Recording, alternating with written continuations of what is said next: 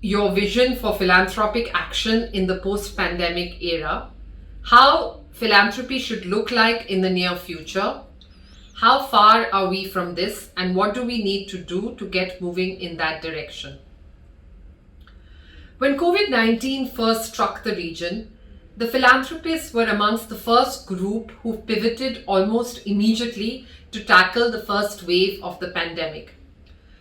I think this is natural for philanthropists because philanthropic capital reflects the flexibility, innovative nature, and the catalytic characteristics that define how philanthropic capital often acts as first loss and is able to support innovations even though they may be risky, but if they are pulled off, they have enormous reward.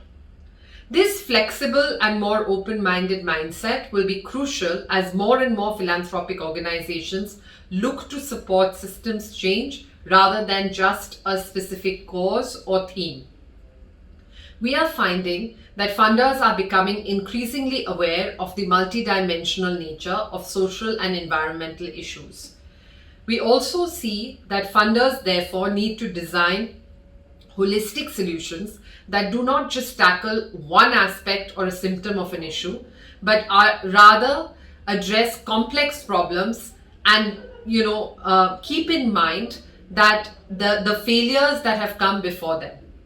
So for instance, we saw one of our members actually in Europe, Robert Bosch Foundation, that turned itself upside out by reviewing its entire grant strategy last year by beginning with terminating all its existing grants.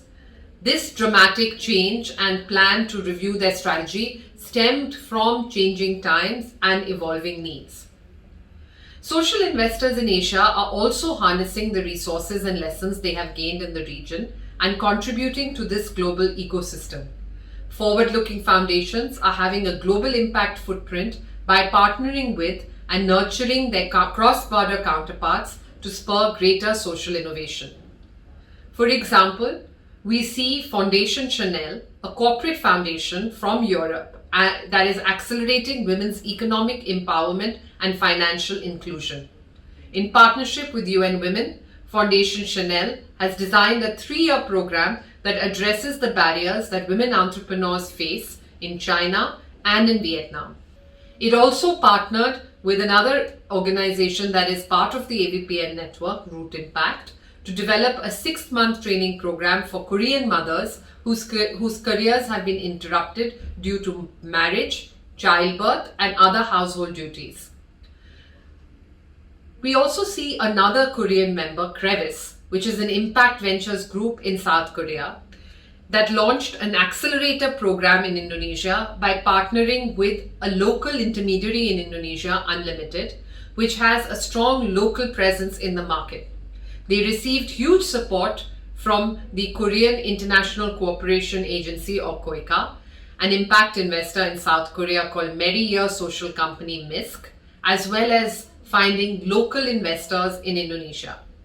In sharing these trends, I realize that the leading practitioners whom I have mentioned all possess one quality: the capacity to take risks and innovate.